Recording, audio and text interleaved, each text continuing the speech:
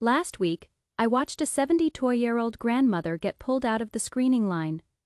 Not because of a water bottle, and not because of a hip replacement. She was pulled aside because of a notification that popped up on her lock screen while her phone was sitting in the plastic bin. I watched her face go from annoyed to terrified in about 3 seconds. She looked over at me. I was deadheading in uniform, standing right behind her, and her eyes were pleading for help. But there was nothing I could do. Once they flag you, you enter a black hole that I call the gray zone. You think the TSA is just looking for shampoo bottles over 3.4 ounces. Wake up, that was 2010. Today, the battlefield has shifted. The most dangerous thing you bring onto an airplane isn't in your carry-on, it's in your pocket, it's your digital footprint. I'm Benny. I've spent the last 15 years in the jump seat, flying everywhere from O'Hare to Osaka. I've seen the evolution of airport security from the inside out. I know the code words they use. I know what triggers a secondary screening. And I know exactly what happens when the random check isn't random at all. Most people think their phone is private property. They think the Fourth Amendment protects them at the airport. Let me be crystal clear. When you cross a border, or even when you enter certain high-security domestic zones, your constitutional rights are effectively suspended. They don't need a warrant. They don't need probable cause. They just need a suspicion. And that suspicion often starts with the apps you have installed. Right now, I am going to walk you through the 5 specific types of apps that are currently flagging seniors and regular travelers for aggressive, invasive secondary interrogations. These aren't illegal apps, they are everyday apps. And that is exactly why this is so dangerous. If you have these on your phone, you are walking into a trap you didn't even know was set. Let's get into the first one. And frankly, this is the one that catches the most innocent people off guard. It's the structuring trap. I'm talking about peer-to-peer payment apps, Venmo, Cash App, Zelle, PayPal. Here is the scenario. You are a senior traveler. Maybe you are flying internationally to visit the grandkids. Or you are coming back from a cruise. You know the rule, you have to declare cash over $10,000. So, being a law-abiding citizen, you only carry $500 in your wallet. You think you are safe. But then, an agent asks to see your phone. They open Venmo. They see a transaction. Maybe your son sent you $3,000 for flight reimbursement. Maybe you moved $4,000 to a savings account. To you, that's just life. To a federal agent at the border, that looks like structuring. Structuring is the act of breaking up large sums of money to avoid reporting requirements. It is a federal crime. I saw a passenger, let's call him Harold, get detained for 4 hours because he had $2,000 in cash and a Venmo balance of $8,500. The agent combined the two. In their eyes, Harold was traveling with over $10,000 in monetary instruments and failed to declare it. They didn't arrest him for the money. They threatened to seize it all because he lied on his declaration form. He didn't lie. He just didn't know that in 2024, digital currency is being scrutinized just as hard as physical cash. If you are over 60, they assume you don't understand the tech, which makes them assume you are being used as a money mule by someone else. It is ageism, pure and simple, but it is happening. If you are flying, especially internationally, log out of these apps. Better yet, delete them before you get to the airport and reinstall them when you get to your destination. Do not give them a reason to start doing math with your bank accounts. Now, before I get to the second app, I need to address a mindset I hear all the time in the galley. Passengers tell me, "Benny, I have nothing to hide. Let them look." This is the most dangerous sentence in the English language. You might have nothing to hide, but you have everything to protect. Security agents are trained to find anomalies. They are trained to find things that look wrong, even if they are right. This brings me to the second category, the medication manager apps. I see this with my older passengers constantly. You have an app like MyTherapy or MediSafe. It tracks your pills, reminds you when to take your blood pressure meds, keeps a history of your dosages. It's a great tool for your health. It is a nightmare for your travel clearance. Here is why. You pack your pills in a generic weekly organizer. You know, the plastic ones with MTWTFs on them. You leave the original prescription bottles at home to save space. Big mistake. Huge. When security sees a baggie of unidentified pills and then opens your phone to see an app listing oxycodone or Xanax, you have created a discrepancy. They cannot verify that the pills in the plastic box match the prescription in the app. They don't know if you obtained them legally. I once had a flight delayed for 45 minutes because a woman was suspected of trafficking controlled substances. She wasn't. She was just a diabetic with chronic back pain who used an app to track her meds. But because she didn't have the physical bottle with the doctor's name on it to match the digital data, they tore her luggage apart. The app provides them with the data of what you are taking, but without the legal proof, the bottle, that data becomes evidence of potential misuse. If you are flying, bring the bottles. If you can't bring the bottles, make sure you have a photo of the actual prescription label on your phone, separate from the app. Do not rely on the app to be your medical ID. It often raises more questions than it answers. This leads me to a much darker territory. This is where the US versus them dynamic really kicks in. The agencies, whether it's TSA, CBP, or local law enforcement, are obsessed with encryption. They hate it. They believe that if you are encrypting your messages, you are plotting something. This is the third app category, encrypted messaging apps, like Signal, Telegram, or even WhatsApp, if you have the disappearing messages feature turned on. If an agent sees Signal on a 65-year-old's phone, their internal alarm bells go off. Why? Because the profile doesn't match the behavior. In their profiling manual, grandmothers use standard SMS or maybe Facebook Messenger. Drug runners, political dissidents, and smugglers use Signal. When they see that icon, they assume you are hiding something specific. They might ask you to unlock the app. If you refuse, they can seize the device for a forensic download. This means they take your phone, you get on your flight. If you are lucky, and maybe you get your phone back in 6 months. Maybe.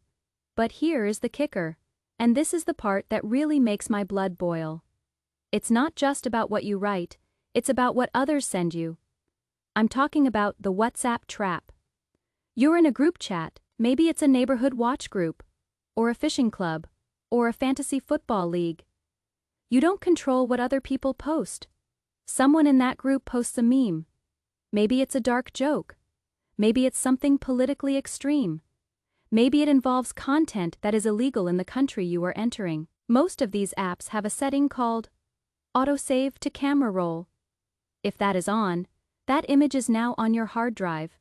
You didn't download it, you didn't even look at it, but it is there. If you are entering a country with strict censorship laws, or even re-entering the US, and they find questionable content in your gallery that was auto-saved from a group chat, you are liable. I didn't mean to download. It is not a legal defense. I have seen people banned from entering countries because of memes their idiot nephew sent in a family group chat. Before you fly, go into your settings, turn off media auto-download. And frankly, if you have Signal or Telegram and you don't absolutely need it for the trip, delete it. A clean phone is a fast phone. If you are finding this helpful, if you are realizing just how exposed you actually are, do me a favor. Hit that subscribe button, not for me, but for you. I drop videos like this every week because the airlines and the agencies aren't going to tell you the rules. They rely on your ignorance to meet their quotas. Don't let them. Join the crew, and let's fly smart. Now, we need to talk about the fourth category. This one is tricky because it's not an app you use. It's an app that runs in the background. I'm talking about VPNs, virtual private networks.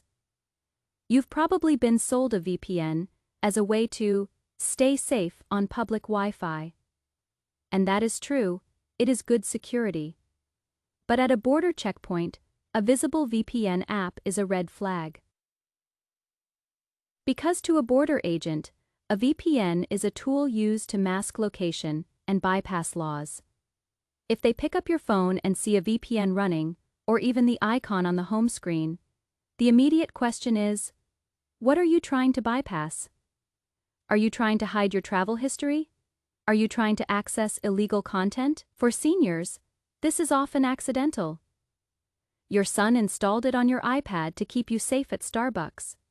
You don't even know it is there, but the agent does. I've seen agents grill older passengers about why their IP address says they are in Switzerland when they are standing in Atlanta. The passenger gets confused. They stutter, they get nervous, and nervousness is interpreted as guilt.